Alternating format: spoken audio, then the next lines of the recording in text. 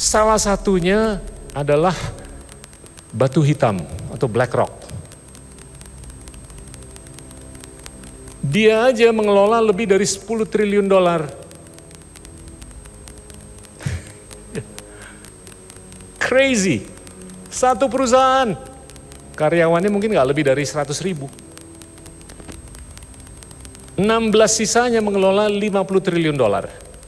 Jadinya 17 perusahaan mengelola 60 triliun dolar, sisa dari 100 yaitu 40 triliun dolar itu dikelola oleh mungkin puluhan atau ratusan perusahaan kecil. Ini nggak tahu duitnya mau dikemanain.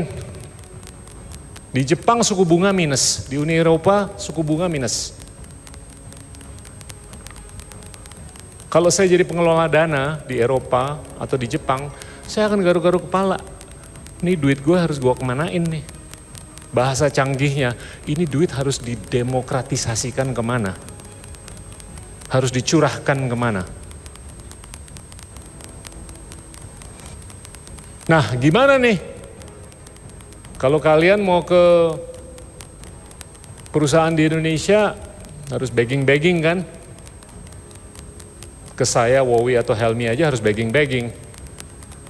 Karena kita nggak mengelola 100 triliun dolar.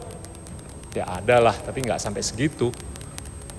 Nah sekarang gimana supaya kalian bisa berkomunikasi dengan mereka yang mengelola 100 triliun dolar? Caranya gimana? Bahasa Batak?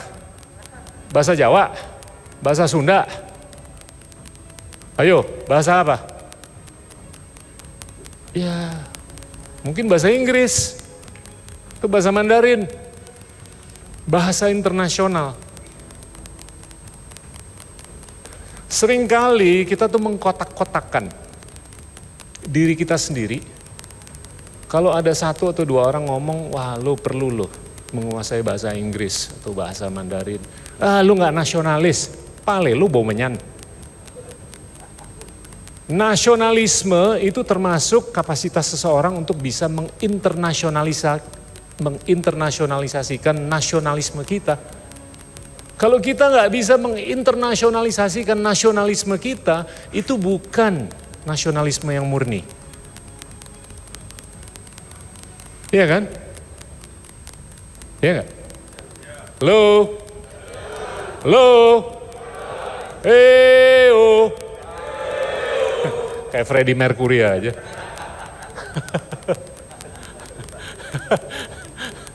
Dulu kalau manggung begitu bro.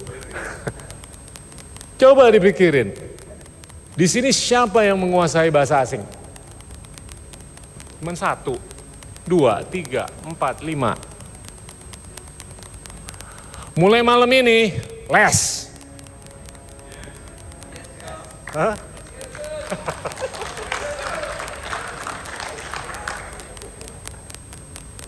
Les.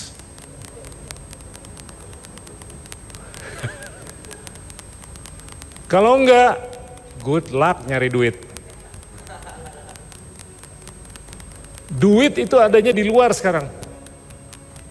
Gojek bisa gede, Tokopedia bisa gede, Grab bisa gede, Traveloka bisa gede, itu duitnya dari luar. Direkam bro. Jadi kalau kalian mau jadi unicorn, syukur-syukur dekakorn, syukur-syukur popcorn.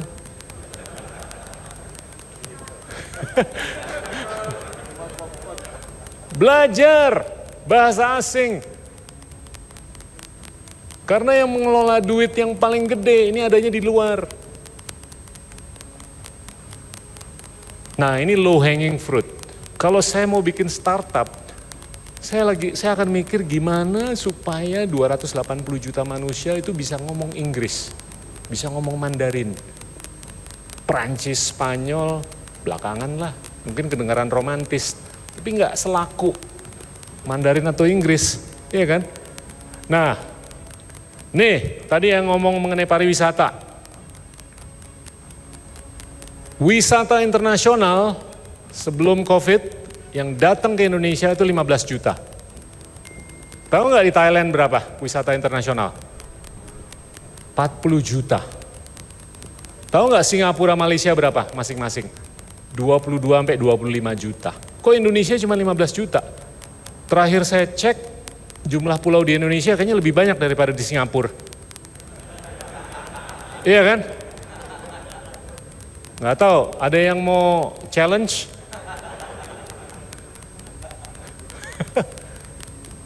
Piye? Kok bisa? Kok dia bisa 25 juta? Kita cuma 15 juta. Nah, kalau kita mau berpikir secara optimis, pemikiran saya nggak ada alasan. Nanti Sandy datang kan, challenge aja dia. Pak, kok cuma 15 juta? Hah? Tapi kalau mau optimis, nggak ada alasan Indonesia nggak bisa mendatangkan 150 juta wisatawan internasional. Percaya. Tahu nggak yang kurang apa? Hah? Apa? Thank you. Pikir mau ngomong airport. Airport udah cukup. Bahasa. Kita kurang bisa ngecap. Kita kurang bisa dongeng. Kurang bisa dongeng. Kalau masing-masing dari 200 ini bisa ngecap dalam bahasa internasional, gue jamin angka 15 juta bakal mental tuh ke atas. Kita kurang bisa dongeng. Dan bayang nggak kalau angka 15 juta naik ke 150 juta, multiplikasinya, coba dibayangkan, berapa barista yang dibutuhkan, berapa tour guide yang dibutuhkan, berapa supir yang bisa berbahasa internasional yang dibutuhkan, berapa resepsionis yang dibutuhkan, berapa concierge yang dibutuhkan, berapa CEO mastermind yang dibutuhkan.